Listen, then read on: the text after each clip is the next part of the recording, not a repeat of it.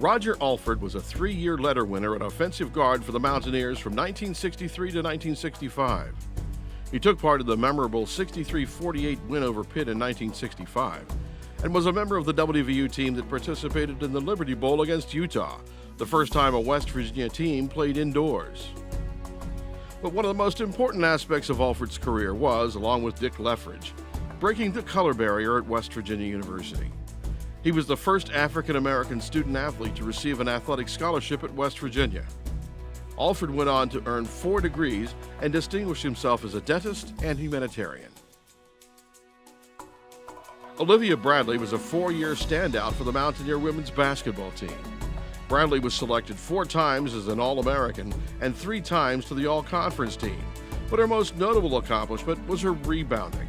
She ended her career with almost 1,500 rebounds, more than any other Mountaineer player, man or woman. Bradley is only one of 3 players in WVU women's basketball history to record more than 1,000 points and 1,000 rebounds in her career. After graduation, Bradley played 4 years in Europe and returned to her native Bradenton, Florida, where she taught and coached basketball until her untimely death at age 36. Jim Braxton may have been famous as O.J. Simpson's blocking back during his pro days at Buffalo.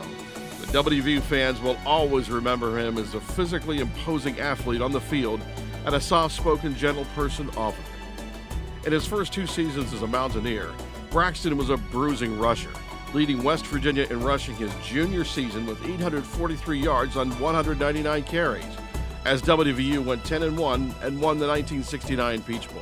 His senior season, he moved to tight end and was named first-team All-American at that position by the Associated Press. After a stellar pro career with the Bills and Dolphins, Braxton returned to Buffalo and became involved in many community and civic organizations while serving as a manager of the Hilltop complexes in Buffalo. Braxton succumbed to cancer in 1986 at the age of 37. Along with Roger Alford, Dick Leffridge was one of the first African-American student-athletes to receive a scholarship to play football at West Virginia. He was considered a pioneer at the time, paving the way for younger African-American athletes to come to WVU. For the most part, though, Leffridge did his talking on the football field. He was the team's leading rusher his sophomore year and had another fine season in 1964, gaining 534 yards on 125 carries. In his senior season, teaming up with the youngster Garrett Ford, he rushed for 774 yards and scored 9 touchdowns. The Steelers thought enough of Leffridge to make him their first pick in the 1966 draft, but he only played 4 games for Pittsburgh. After some tough times, Leffridge turned his life around, helping youngsters and doting on his grandchildren, and he passed away in 2004 at age 60. After leading Charleston High to the 1968 West Virginia State High School Championship, Curtis Price brought his talents north to Morgantown and became a 3-year men's basketball performer for the Mountaineers. Though Price injured his knee in an auto accident his senior season of high school, he saw action in 73 games at WVU, averaging almost 8 points and 4.5 rebounds a game. Even though he was only just 6'1", Price sometimes played forward because of his leaping ability. In addition, he was known as a hard-nosed player and a great leader on the team. Price was instrumental in helping to recruit many of the outstanding black basketball players who came to WVU in the early to mid-'70s. Price graduated from WVU with an education degree.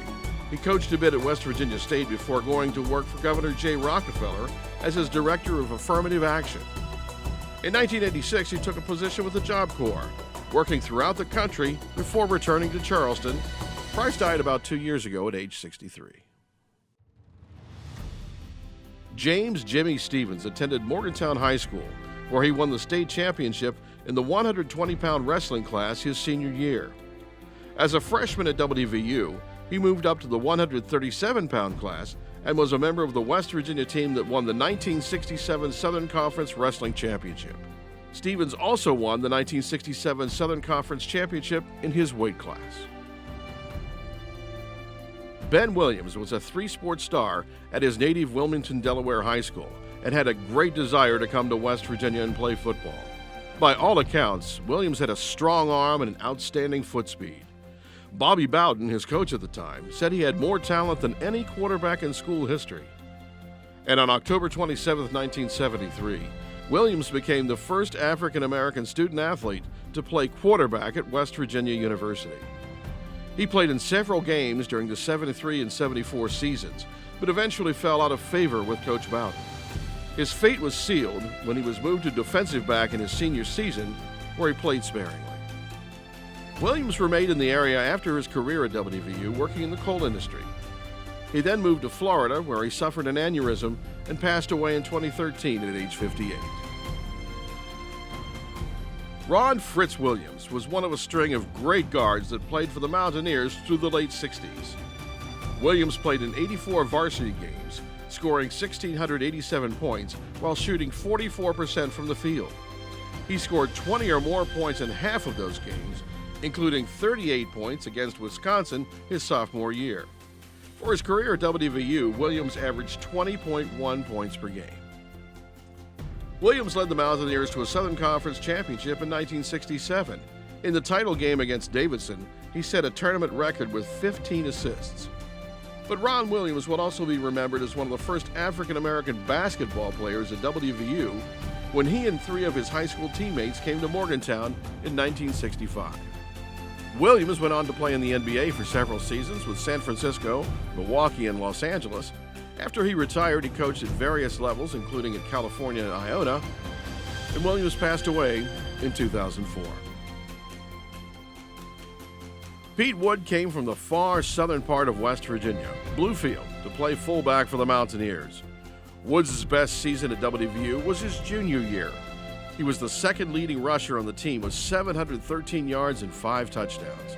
It would have been even better, but he was sidelined with a season-ending injury against Duke.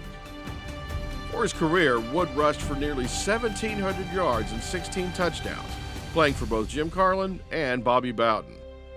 Wood died at age 63 late last year.